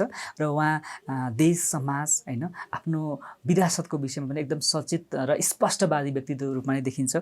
र उहाँको चाहिँ सिग्नेचरले बताएअनुसार चाहिँ एकदम कन्फिडेन्स र डिसिजन मेकिङको लागि चाहिँ एकदमै हुनुहुन्छ क्या। उहाँले बोलेपछि चाहिँ पुरा गर्नै पर्छ भन्ने एउटा धारणा राख्नुभएको व्यक्तित्वको रूपमा देखिन्छ। र यो भयो। अनि कामहरू चाहिँ एकदम ढिला हुन्छ। र अनि पास्टमा गरेको कतिपय घटनाका क्रमहरू, उहाँले गरेको डिसिजनलाई चाहिँ एकदम पश्चाताप चाहिँ फिल गरिरहनुहुन्छ उहाँले, यो पनि देखिन्छ। यो अब संक्षिप्त मैले सिग्नेचर जुन केपी शर्मा ओलीको गरेको विश्लेषण भयो। अब म चाहिँ अहिले हाम्रो प्रधानमन्त्री शेरबहादुर देउवाको हेर्न गइरहेको छु। उहाँको चाहिँ सिग्नेचरले चाहिँ के बताउँछ भने लिडरसिप जुन प्रकारले गर्नुभएको छ होइन। उहाँ चाहिँ अब 5-6 चोटि चाहिँ प्रधानमन्त्री भइसक्नु भएको छ। कुनै पनि उहाँको चाहिँ नेतृत्वमा चाहिँ एकदमै राम्रो होइन, उहाँले चाहिँ एकदमै राम्रो गर्नुभयो भन्ने कुराहरू चाहिँ स्पष्टता देखिँदैन कि। नेतृत्व चाहिँ सफल नेतृत्व र त्यो व्यक्तित्वहरूमा चाहिँ देखिँदैन। र उहाँ चाहिँ जहिले पनि काम गर्नुहुन्छ होइन। पास्टको कुराले चाहिँ उहाँलाई सताइहाल्छ कि फर्केर हेरिहाल्ने, त्यसपछि त्यसै कुरामा अल्झिरहने होइन, खालि त्यो फरवार्ड टाइपको हुन्छ नि त्यस्तो खालको चाहिँ देखिँदैन। र उहाँको चाहिँ के गर्ने, यो परिस्थितिमा मैले के एक्सन चाल्नुपर्छ भन्ने कुरामा चाहिँ उहाँ अलिकति स्पष्ट भिजन नभएको व्यक्तित्वको रूपमा चाहिँ देखिन्छ। र उहाँ चाहिँ आफैले बनाएको नीति कतिपय सिद्धान्त कुराहरू आफैले नै ब्रेक गर्ने खालको व्यक्तित्व हुनुहुन्छ होइन। कठोर नीतिमा म बस्नै सक्नुहुन्न कि होइन, उहाँलाई चाहिँ यो नियममा बस्नुपर्छ है भन्यो भने चाहिँ उहाँलाई एकदमै उकुस मुकुस हुन्छ, त्यस्तो व्यक्तित्वको रूपमा चाहिँ देखिन्छ। र समाजको लागि देशको लागि सोच्ने व्यक्तित्व हो, तर सोच्नु र गर्नुमा फरक छ। उहाँलाई चाहिँ त्यो आफैले बोलेको कुराहरू चाहिँ उहाँले गर्न सक्नुहुन्न यस्तो देखिन्छ। र कन्फिडेन्समा त एकदमै अब नेताको रूपमा चाहिँ कन्फिडेन्सै व्यक्ति हो, तर पास्टको कुरा र आफैले गरेको डिसिजनहरू चाहिँ ब्रेक गर्ने स्वभावको चाहिँ उहाँ देख्न सक्नुहुन्छ यो हस्ताक्षरबाट चाहिँ। काठमाडौँ महानगरको मेयर बालेन्द्र शाहको हस्ताक्षर चाहिँ यहाँले हेर्नुभएको छ, उहाँको हस्ताक्षरले चाहिँ के बताउँछ? यो चाहिँ अब एकदमै सबैले चासोको विषय हो होइन। महानगरपालिकाको अहिले चाहिँ युवा मेयर होइन, नगर पिताको रूपमा आउनुभएको छ, उहाँको हस्ताक्षर कस्तो होला मलाई पनि एकदम चासो लागेको विषय हो होइन। उहाँको हस्ताक्षरले चाहिँ धेरै कुराहरू खुलिरहेको छ र अझ उहाँलाई त हामीले कामबाट हेर्ने नै बाँकी छ। र त्यसरी अहिले चाहिँ हामीले हस्ताक्षरबाट चाहिँ बुझेको कुरा चाहिँ भन्न सकिन्छ होइन, उहाँलाई चिन्न सकिन्छ। तर उहाँलाई चाहिँ हामीले अहिलेको उहाँको अहिले आएको कामको विषयमा लिएर चाहिँ हामीले मूल्याङ्कन गर्न सक्ने अवस्था छैन। तर उहाँको व्यक्तित्व र उहाँको प्रकृतिगत कुराहरू चाहिँ कस्तो छ भनेर हस्ताक्षरबाट चाहिँ बुझ्न सकिन्छ। र उहाँको चाहिँ हस्ताक्षरबाट चाहिँ के देखाउँछ भने एकदमै उहाँ चाहिँ लिडरमा क्लियर हुनुहुन्छ कि, भिजनमा एकदमै क्लियर हुनुहुन्छ, एकदमै परिश्रमशीलता हुनुहुन्छ होइन, मेहनती हुनुहुन्छ, समाजसँग जोडिएर काम गर्नु रुचाउने व्यक्ति पनि हो। र नयाँ साथीहरूसँग चाहिँ सजिलै मित्रता कायम गरेर चाहिँ उहाँले काम गर्न सक्ने स्वभावको हुनुहुन्छ, उहाँको त्यस्तो भयो। अनि समयलाई पनि कुर्न सक्ने कि त्यो किसिमको चाहिँ एउटा धैर्यता पनि छ होइन। उहाँले त अब एकचोटि देखाउनु भएको थियो नि, म चाहिँ अहिले चाहिँ भोट हाल्दिनँ, अब म आफै उठ्छु भनेर चाहिँ त्यो बेलामा उहाँले धैर्यतापूर्वक चाहिँ गर्नुभएको स्वभावको जुन समयलाई प्रतीक्षा गर्ने स्वभाव पनि हुनुहुन्छ, एकदम मेहनती हुनुहुन्छ होइन। अनि उहाँको चाहिँ डिसिजन गर्दाखेरि होइन अलिकति छिट्टो डिसिजन गर्नुहुन्छ कि, अलिक हतारेर गर्नुहुन्छ होइन, आँती जस्तो देखिन्छ कि उहाँको डिसिजन गर्ने शैलीमा, काम गर्ने शैलीमा। यो चाहिँ उहाँले फिल पनि गर्नुभयो होला र हस्ताक्षरबाट चाहिँ उहाँ त्यस्तो देखिन्छ कि छिट्टै रिजल्ट खोज्ने कि, छिट्टै बन्न पायो भने छिट्टै गर्न पायो भने त्यो होइन। अहिले त अब काठमाडौँ महानगरपालिका कति धेरै समस्या छ होइन, जनताले जुन प्रकारको अपेक्षा छिटो गर्नुभएको छ नि त त्यही अनुसारले छिटो त गर्न सकिँदैन। तर उहाँले चाहिँ जनताको अपेक्षा अनुसारले नै छिट्टै गर्न खोज्नुहुन्छ, त्यो जनताको अपेक्षा अनुसारले त भयो होइन। तर पनि उहाँको व्यक्तित्व नै त्यस्तो छ कि हरेक कुरा चाहिँ छिट्टै नै। यसलाई सकारात्मक रूपमा लिन सक्यो अथवा नकारात्मक रूपमा लिन सक्यो? यसले चाहिँ दुईवटा कुरा हुन्छ क्या।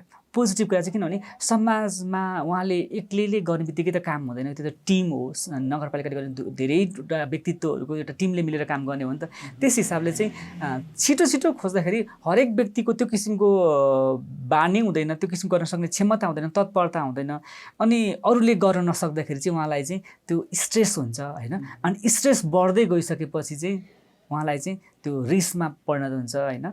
अनि आवेग आक्रोश पनि देखिन सकिन्छ। अहिले कतिपय उहाँको चाहिँ व्यक्तित्वमा चाहिँ अलिकति आक्रोशपन होइन, अलिकति रिस जस्तो देखिन्छ नि, त्यो कुरा चाहिँ उहाँको जुन डिसिजन गर्ने काम गर्ने शैलीमा चाहिँ छिटो छिटो खोज्दाखेरि, छिटो गर्न खोज्दाखेरि चाहिँ इन रियालिटीमा हुँदैन। उहाँले जुन प्रकारले सोच्नु भएको थियो त्यो अनुसारको चाहिँ हुन सकेको छैन नि त। अनि त्यस हिसाबले उहाँलाई स्ट्रेस पर्न सक्छ, अनि त्यो चाहिँ रिसमा कन्भर्ट भइरहेको होला भन्ने चाहिँ मलाई देख्छु। अनि उहाँको चाहिँ अहिले एकदम चिन्ता पनि मलाई चाहिँ बढिरहेको छ कि अहिले चाहिँ, किनभने एउटा सोच्नु भएको थियो, एउटा राम्रो गर्छु भनेर सोच्नु भएको थियो, अब त्यो गर्नलाई त भने जस्तो त परिस्थिति छैन होइन। धेरै व्यक्तिहरूसँग चाहिँ मिलेर काम गर्नुपर्ने हुन्छ। अनि सोचे जस्तो नहुँदाखेरि चाहिँ अलिकति उहाँलाई गाह्रो भयो जस्तो, अलिकति स्ट्रेस जस्तो नि बढिरहेको होला, अनि त्यसले चिन्ता बढाइरहेको छ। अनि उहाँको चाहिँ एकदमै लजिक माइन्ड छ कि, जे कुरालाई पनि एकदमै तर्कसङ्गत तरिकाले चाहिँ प्रस्तुत गर्नुहुन्छ होइन, त्यो चाहिँ एकदम राम्रो कुरा पनि हो। र उहाँले चाहिँ फेरि कस्तो छ भने आफैले गरेको डिसिजनलाई चाहिँ कतिपय ठाउँमा चाहिँ उहाँलाई नै असर पार्छ कि, छिट्टै नै त्यो रियाक्ट पनि गर्नुहुन्छ क्या, उहाँले क्विक रियाक्ट गर्नुहुन्छ। अनि त्यस कुराले गर्दाखेरि चाहिँ पछि कालान्तरमा पनि त्यो विवादित बनिरहनुहुन्छ जस्तो देखिन्छ क्या। उहाँको कामहरू गर्दाखेरि केही न केही विवादित भइरहने यो सिग्नेचरले देखाइरहेको छ होइन। त्यसैले रियाक्ट गर्दाखेरि चाहिँ बरु नबोलेर हुन्छ कि अथवा त्यसलाई चाहिँ पछि अरूको माध्यमबाट बोलाएर हुन्छ कि आफैले बोल्नुपर्छ भन्ने छैन नि त। त्यसैले आफूले बोल्न पर्ने कुनै क्विक रियाक्ट गर्नुपर्ने अथवा त्यो भनौँ न कटु वचन नै छ भने अरूको माध्यमबाट बोलाउँदाखेरि चाहिँ राम्रो हुन्छ। उहाँले बोलाउँदाखेरि चाहिँ त्यसको असर चाहिँ फेरि टिमलाई नै पर्न जान्छ। त्यस हिसाबले उहाँले गरेको कतिपय एक्सन अनि त्यो बोलेको कुराहरू चाहिँ कन्ट्रोभर्सी जस्तो बनिन्छ। त्यो पनि पछिसम्म पनि उहाँले फिल गर्नुहोला। अनि पास्टमा गरेको कतिपय डिसिजन पनि उहाँलाई लिएर चाहिँ त्यो रिग्रेट हुनसक्छ भन्ने पनि देखिएको छ। अनि आएको अवसरहरू चाहिँ अब राइट टाइममा राइट डिसिजन नगर्न सक्दाखेरि त्यो फुस्किन पनि सक्छ भन्ने देखिन्छ। एकदम रोमान्टिक स्वभावको पनि हुनुहुन्छ। समग्रमा उहाँ चाहिँ एकदमै उत्साहित र भिजन बोकेको एकदमै कन्फिडेन्स लिडर चाहिँ हो। तर गर्ने सिलसिलामा चाहिँ छिटो हरेक कुरामा चाहिँ शीघ्रता खोज्नु त पर्छ, तर धैर्यतापूर्वक। किनभने उहाँको टिममा धेरै पाएको व्यक्तिहरू हुनुहुन्छ, धेरै अनुभव व्यक्तिहरू हुन्छ। उहाँहरूको धैर्यताबाट सिक्ने र आफ्नो शुरता, शौर्यता र धैर्यतालाई चाहिँ कायम गरेर चाहिँ त्यो एउटा राम्रो तरिकाले अगाडि बढ्नुभयो चाहिँ राम्रो हुन्छ। नत्र भने चाहिँ जनताले त आजै अहिले खोजिरहेको हुन्छ नि त। त्यसअनुसारले चाहिँ उहाँले चाहिँ बुझाउँदै र कामको विषयमा चाहिँ सबैलाई समेट्दै जानुभयो भने चाहिँ एकदमै राम्रो हुन्छ। अहिले चाहिँ हामीले सिग्नेचरबाट चाहिँ भनिएको हो होइन, तर कामको विषयले चाहिँ अहिले नै उहाँलाई चाहिँ मूल्याङ्कन गर्न चाहिँ गाह्रो हुन्छ। त्यो मिल्दा पनि मिल्दैन। हामीले विभिन्न व्यक्तित्वहरूको हस्ताक्षरको बारेमा कुरा गरौँ। हजुर, अब कुरा गरौँ हस्ताक्षर कस्तो हुनुपर्छ। हस्ताक्षर गर्दाखेरि जहिले पनि नामबाट गर्नु पऱ्यो। थरबाट पहिला, त्यसपछि नामबाट होइन।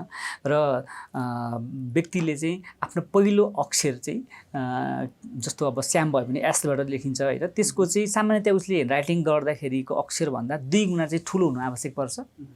र आफ्नो लेखेको अक्षरलाई चाहिँ कुनै धर्का अथवा कुनै पनि कुराले काटिनु हुँदैन होइन। डट लेख्दाखेरि 1 भन्दा बढी डटहरू चाहिँ अथवा 2 भन्दा बढी डटहरू चाहिँ राख्नु राम्रो होइन। र हस्ताक्षर जहिले पनि बडीमा 45 डिग्रीको एङ्गलमा चाहिँ गर्दा राम्रो हो होइन। माथितिर गएको, तलतिर गएको चाहिँ एकदमै राम्रो हुँदैन होइन। अनि सिग्नेचर गर्दाखेरि डबल अन्डरलाइन सकेसम्म नगर्ने, सिङ्गल अन्डरलाइन गर्दा राम्रो हुन्छ। र मैले अघि पनि भने हस्ताक्षरलाई चाहिँ 1 भन्दा धर्काले काटिँदाखेरि, 2 भन्दा बढी धर्काले काटिँदाखेरि चाहिँ उसको व्यक्तित्वमा साइकोलोजी चाहिँ विशेष असर पर्न सक्छ। र डट लेख्दाखेरि पनि जस्तो आई लेख्ने खालकोमा इङ्ग्लिसको आई लेख्दाखेरि डटहरूमा चाहिँ कसैको चाहिँ गोलो गोलो सर्कल बन्छ कि त्यसले पनि नराम्रो नै प्रभाव परिरहेको हुन्छ। त्यस्तो कुरामा चाहिँ विशेष ध्यान दिनुपर्छ। बढी त्यस्तो व्यक्तिहरू चाहिँ अलिक इमोसनल हुने गर्दछन्। लिडरसिपमा बस्ने व्यक्तिहरू त्यस्तो त हुनु पनि हुँदैन होइन। त्यस हिसाबले चाहिँ यस्ता कुराहरू विचार गर्न सक्नुपर्छ। अनि कतिपय व्यक्तिले चाहिँ नाम पनि लेख्नु, थर मात्रै लेख्नुहुन्छ कि त्यो पनि राम्रो होइन। त्यस्तो व्यक्तिहरू चाहिँ समाजमा आफूलाई चाहिँ अलिकति हाइलाइट भएर भन्दा पनि समाजमा पछाडि बसेर काम गर्न रुचाउनुहुन्छ होइन। अनि त्यसपछि क्रेडिट लिन नचाहने, अनि क्रेडिट नलिने, त्यसपछि काम मात्रै गर्ने व्यक्तिहरूको चाहिँ त्यो प्रकारले व्यक्तित्व विकास हुन पाउँदैन। त्यसैले जो व्यक्तिले हस्ताक्षर गर्नुहुन्छ आफ्नो फर्स्ट लेटर चाहिँ एकदमै स्पष्ट देखिने गरी गर्नु पऱ्यो, नामसहित लेख्नु पऱ्यो, छोटो हस्ताक्षर सकेसम्म नगर्ने। र अहिले चाहिँ अब भनौँ न अभ्यासरत सङ्घर्षरत व्यक्तित्वहरू जो पनि हुनुहुन्छ उहाँहरूले चाहिँ अलिकति हस्ताक्षर लम्बाइ चाहिँ लामै लेख्नुपर्छ। जति पनि तपाईँले सक्सेसफुल व्यक्तिहरूको चाहिँ हस्ताक्षर तपाईँले गुगल गर्नुभयो भने उहाँहरूको हस्ताक्षर चाहिँ लामो नै देखिन्छ कि लामो र स्पष्ट देखिन्छ होइन। जस्तो हामीले विश्व सुन्दरीको कुरा गरौँ, जुन ऐश्वर्या राय र सुस्मिता सेन एकै वर्ष चाहिँ उहाँ मिस वर्ल्ड हुनुभयो, एउटा मिस युनिभर्स हुनुभयो होइन। तर पनि करियरको दौरानमा हिसाब गर्ने हो भने ऐश्वर्या राय एकदम अगाडि आउनुहुन्छ नि त। सुस्मिता सेन अझ मिस युनिभर्स हुनुहुन्छ। तर पनि उहाँको हस्ताक्षर चाहिँ तुलनात्मक हिसाबमा अलिकति छोटो छ कि सुस्मिता सेनको। यसले चाहिँ के प्रतिबिम्बित गर्छ भने व्यक्तिको सफलताको लागि हस्ताक्षरको लेन्थले पनि विशेष भूमिका खेल्ने गर्दछ। कोही व्यक्तिहरूले हस्ताक्षर गर्दा अङ्ग्रेजीमा र नेपालीमा मिक्स गरेर गर्नुहुन्छ नि, यो कतिको सही अथवा कतिको गलत हो? यो चाहिँ अब गलत भनेर चाहिँ हामीले हस्ताक्षरबाट चाहिँ व्यक्ति गलत भनेर चाहिँ मूल्याङ्कन गरौँ भने त्यसले चाहिँ उसलाई गलत प्रभाव परिरहेको हुन्छ र यसले चाहिँ कामहरूमा र व्यक्तित्वमा असर पर्ने हो होइन। यस्तो हस्ताक्षर गर्ने व्यक्तिहरूको चाहिँ काममा समर्पण भाव कम हुन्छ। अनि उसले एउटै करियरमा एउटै क्षेत्रमा चाहिँ लामो समयसम्म काम गर्न सक्दैन। उसमा चाहिँ मुड चेन्ज भइरहन्छ अनि त्यसमा चाहिँ गरिरहन गाह्रो हुन्छ क्या होइन। त्यस हिसाबले त्यो राम्रो मानिँदैन होइन करियर बेसिसमा। अनि उसमा चाहिँ फाइनेन्सियल स्टेटस एकदमै स्टेबल हुँदैन कि पैसाहरू अस्थिरता हुन्छ अनि पैसाहरू नोक्सान भइरहेको हुन्छ अनि पछिल्लो चरणमा जाने भयो भने त अझै पछि यस्तै क्रम गरिरह्यो भने कानुनी झन्झटहरू पनि उसले बेहोर्नु परिरहेको हुन्छ होइन। त्यसैले चाहिँ कि नेपालीबाट कि इङ्ग्लिसबाट दुईवटा मिक्स चाहिँ गर्नु हुँदैन। कोही व्यक्तिहरूले दुई खाले हस्ताक्षर प्रयोग गर्नुहुन्छ, मैले यसमा यो हस्ताक्षर प्रयोग गरेको छु, मैले अथवा यो ब्याङ्कमा यो हस्ताक्षर प्रयोग गरेको छु भनेर दुई खालको हस्ताक्षर पनि गर्नुहुन्छ नि। हस्ताक्षर कतिपय व्यक्तिको चाहिँ दुईवटा हुन्छ होइन।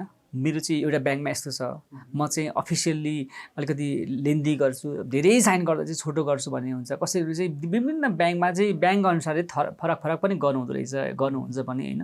त्यसैले चाहिँ हस्ताक्षर चाहिँ बढीभन्दा बढी डिजाइन बनाएको चाहिँ राम्रो मानिँदैन। तपाईँ एउटा व्यक्तित्व हो भने एउटा नै हस्ताक्षर गर्ने के। तपाईँले दुईवटा हस्ताक्षर गर्नुभयो, तिनवटा हस्ताक्षर गर्नुभयो भने त्यो व्यक्ति चाहिँ एउटा व्यक्तित्व एउटा समूहसँग एउटा व्यवहार गर्छ, अर्को समूहसँग अर्को व्यवहार गर्छ, अनि प्रोफेसनली अर्को व्यवहार देखाउँछ। अनि होइन मेरो चाहिँ यो पर्सनल लाइफ, यो मेरो चाहिँ प्रोफेसनल लाइफ, यो मेरो यस्तो लाइफहरू चाहिँ उसले ठाउँ अनुसारले चाहिँ फरक रङहरू देखाउँछ त्यस्तो व्यक्तिहरूले होइन। भन्दाखेरि नराम्रो लाग्न सक्छ होइन। त्यसैले एउटा व्यक्तित्वले आफ्नो चरित्रको हिसाबले व्यक्तित्वको हिसाबले चाहिँ सिङ्गल हस्ताक्षर गरेको राम्रो। तर कतिपय जस्तो ब्याङ्कमा भयो होइन, स्कुलको टिचरहरूले भयो, दिनमा चाहिँ सयौँ हस्ताक्षर गर्नुपर्ने हुन्छ, लामो हस्ताक्षर गर्दाखेरि त गाह्रो हुन्छ नि। त्यस्तो हिसाबमा चाहिँ जस्तो इनिसियल साइन हुन्छ नि, बढीभन्दा बढी गर्ने छोटो साइन बनाउनु चाहिँ छुट्टै भइहाल्यो। तर दुई तिनवटा गर्ने हस्ताक्षर गर्दाखेरि चाहिँ त्यस्तो व्यक्ति चाहिँ विश्वसनीयता मान्न सकिँदैन। त्यो व्यक्तिहरूले चाहिँ फरक व्यवहार रङ देखाइरहेको हुन्छन्। कोही व्यक्तिहरूको हस्ताक्षर गर्दै पछि फरक पनि भइरहेको हुन्छ। एउटै गर्नुहुन्छ तर मिलिरहेको हुँदैन। कतिपय अवस्थामा ब्याङ्कले पनि हस्ताक्षर मिलेन भनेर पनि फर्काइदिइरहेको हुन्छ। यो चाहिँ के को सङ्केत हो? यो चाहिँ त्यो एकदमै है, यो चाहिँ कस्तो हुन्छ भने व्यक्तिको चाहिँ यो मनबाट विचारबाट नै बनेको हस्ताक्षर भएको कारणले गर्दाखेरि व्यक्ति एकदमै स्ट्रेसमा छ होइन, एकाग्रता छैन, उसको मनमा चाहिँ एकदमै तुलबुल भइरहेको हुन्छ नि होइन, चञ्चलता भइरहेको छ, अनि उसमा चाहिँ डर छ होइन, कन्फिडेन्स छैन भने, अनि ऊ चाहिँ बिरामी भइरहेको छ, मेन्टली स्ट्रेस छ भने यस्तो बेलामा चाहिँ हस्ताक्षर बदलिन्छ। त्यसैले एकाग्रता जति हामीले बढाउन सक्यौँ होइन, प्राणायामबाट, योगबाट भनौँ, ध्यानबाट, यस्तो प्रक्रियाबाट चाहिँ उसले आफ्नो मनलाई चाहिँ एकाग्रता बनायो भने उसको हस्ताक्षर फेरि एकरूपता आउने गर्दछ। त्यो एक मानसिक एकाग्रताको कमीले गर्दाखेरि हस्ताक्षरमा चाहिँ एकरूपता हुँदैन। हस्ताक्षरले कुनै पनि व्यक्तिको आर्थिक अवस्थामा, आर्थिक स्थितिमा कसरी असर पार्छ? हस्ताक्षरबाट चाहिँ व्यक्तिमा चाहिँ मनी कन्सियसनेस कतिको छ, उसले पैसाप्रति हेर्ने दृष्टिकोण कतिको स्पष्टता छ होइन, उसमा सकारात्मक छ कि छैन भन्ने कुरा चाहिँ हस्ताक्षरबाट पनि देखिन सक्छ, विश्लेषण गर्न सकिन्छ। र उसमा भएको जुन मनीको चाहिँ एउटा सेल्टर भन्छ, मनी बोल भन्छ, मनी ब्याग भन्छ, यो चाहिँ ग्राफोलोजीबाट, त्यस्तो व्यक्तिको चाहिँ हस्ताक्षरै अलग हुन्छ कि। जस्तो मिलिनियरहरूको हस्ताक्षर चाहिँ अलगै हुन्छ। त्यस्तो हस्ताक्षर हेरेर पनि उसलाई विश्लेषण गरिन्छ। र कतिपयमा चाहिँ छैन भने त्यसलाई चाहिँ उसको हस्ताक्षरमा चाहिँ हालेर भनौँ न, परिवर्तन गराएर पनि उसभित्र चाहिँ त्यो मनी कन्सियसनेस क्या, चेतना, धनप्रतिको चेतना तत्त्व चाहिँ जागृत गर्नलाई चाहिँ हस्ताक्षरको सहयोग गर्न सकिन्छ। यो चाहिँ निकै नै अभ्यास गर्नुपर्ने हुन्छ। अभ्यासले नै हाम्रो मन मस्तिष्कमा चाहिँ प्रभाव पर्ने भएको कारणले गर्दाखेरि हस्ताक्षरमा थोरै बदलाव गर्दाखेरि उसभित्र जुन धनको चेतना तत्त्व जागृत गर्नलाई चाहिँ आवश्यक पर्छ। हस्ताक्षरले कुनै पनि व्यक्तिको व्यक्तित्व त हामीले जानिसक्यौँ। अब व्यक्तित्व विकासको क्रम चाहिँ कस्तो हुन्छ हस्ताक्षर मार्फत? जस्तो अब कुनै पेसा व्यवसायमा हुनुहुन्छ होइन, उहाँको चाहिँ पेसागत रूपमा विकास भइरहेको छैन, लिडरसिप गरिनु भएको व्यक्तिको चाहिँ आफ्नो लिडरसिपमा सन्तुष्ट हुनु भएको छैन भने हस्ताक्षरमा चाहिँ उहाँको पेसागत क्षेत्रको आधारमा चाहिँ उहाँलाई हस्ताक्षर बदल्नलाई सहयोग गर्न सकिन्छ। र हस्ताक्षर बदल्दाखेरि साइन चेन्ज गर्दाखेरि माइन्ड चेन्ज हुन्छ कि, अनि माइन्ड चेन्ज गर्दाखेरि साइन चेन्ज हुन्छ। त्यो माइन्ड र साइनको चाहिँ एकदम अन्यान्य सम्बन्ध हुन्छ होइन। यो चाहिँ निश्चित समयसम्म प्र्याक्टिस गर्नुपर्ने हुन्छ। विशेषतः हामीले 31 दिनसम्म गराउँछौँ। खासमा त व्यक्तिको नयाँ बानी अथवा नयाँ कुरा अवलम्बन गर्नलाई 21 दिनको भनिन्छ होइन, किनभने 21 दिन भनेको चाहिँ अवस्था मनसम्म पुग्नको लागि चाहिँ 21 दिन नै पर्याप्त हुन्छ भनिन्छ। तर हस्ताक्षर चाहिँ अभ्यास गर्दाखेरि लेख्नुपर्ने भएको कारणले गर्दाखेरि चाहिँ सबैमा त्यो किसिमको तत्परता क्षमता नहुँदाखेरि चाहिँ कमसेकम अलिकति अलिकति बढी गर्दाखेरि त्यसले सकारात्मक नै प्रभाव हुन्छ भनेर चाहिँ हामीले 31 दिनसम्म चाहिँ अभ्यास गराउँछौँ र जुन नयाँ डिजाइन अथवा केही इम्प्रुभ गरेको हस्ताक्षर चाहिँ 31 दिनसम्म उसले नियमित अभ्यास गर्दाखेरि चाहिँ त्यसको प्रभावले चाहिँ उसको मन मस्तिष्कमा चाहिँ प्रभाव हुन्छ, परिवर्तन गर्नलाई सहयोग गर्छ र जुन ब्रह्माण्डबाट आएको जुन इनर्जी छ त्यो इनर्जीसँग आफूभित्र भएको शक्तिसँग चाहिँ कनेक्ट गर्नको लागि चाहिँ यसले सहयोग गर्छ र उसको व्यक्तित्वमा चाहिँ फरकपन चाहिँ त्यसरी आउने गर्दछ। र हामी कार्यक्रमको अन्त्यमा छौँ। अन्त्यमा यहाँले केही कुरा राख्न चाहनुहुन्छ भने कृपया। हस्ताक्षर विज्ञान आफैमा एउटा महत्त्वपूर्ण विज्ञानको रूपमा चाहिँ विकसित भइरहेको छ, अभ्यास हुँदै आइरहेको छ यो विश्व समुदायमा होइन। अहिले चाहिँ नेपाल भारतमा पनि विशेष यसको अभ्यास गरेर आफ्नो व्यक्तित्व विकास गर्नको लागि चाहिँ लागि परिरहनु भएको छ र यदि यहाँले पनि हस्ताक्षर चाहिँ अभ्यास गर्नुभयो, बदल्नुभयो अथवा त्यसको चाहिँ पहिला सुरुमा विश्लेषण गरेर अगाडि बढ्नुभयो भने यहाँ कुन पेसामा लाग्नु भएको छ, कुन क्षेत्रमा जान चाहनुहुन्छ, सफल हुन चाहनुहुन्छ भने त्यो हस्ताक्षरले चाहिँ तपाईँलाई सपोर्ट गरेको छ कि छैन भनेर चाहिँ तपाईँले बुझेर अगाडि बढ्नुभयो भने चाहिँ एकदमै राम्रो हुन्छ। किनभने सबैले आवश्यकता पर्दैन, तर साँच्चै तपाईँ आफ्नो क्षेत्रमा चाहिँ स्पष्ट भएर अगाडि बढ्न चाहनुहुन्छ र आफ्नो व्यक्तित्वलाई चाहिँ हस्ताक्षरको माध्यमबाट चाहिँ परिष्कृत गरेर अगाडि बढ्न चाहनुहुन्छ भने चाहिँ तपाईँले हस्ताक्षर विश्लेषण गर्नुहोला र त्यसको लागि त म छँदैछु। समय र विचारको लागि यहाँलाई धेरै धेरै धन्यवाद। हजुर, तपाईँलाई पनि धेरै धेरै धन्यवाद र मलाई यो बोल्ने अवसर दिनुभयो र हेरिरहनु भएका तमाम सम्पूर्ण दर्शकलाई पनि हेरिदिनु भयो त्यसको लागि धेरै धेरै धन्यवाद दिन चाहन्छु। हस्, नमस्ते। उहाँ हुनुहुन्थ्यो हस्ताक्षर विश्लेषक उमेश केसी। दर्शकहरूलाई लाग्न सक्छ उहाँसँग कसरी सम्पर्क गर्ने। मैले भिडियोको डिस्क्रिप्सन बक्समा उहाँको केही लिङ्क्स र सम्पर्क नम्बर पनि राखिदिएको छु। तपाईँहरूले उहाँसँग सोझै त्यस नम्बर मार्फत सम्पर्क पनि गर्न सक्नुहुन्छ। आजको कार्यक्रमबाट म लगायत सम्पूर्ण टिमलाई बिदा दिनुहोस्। नमस्कार।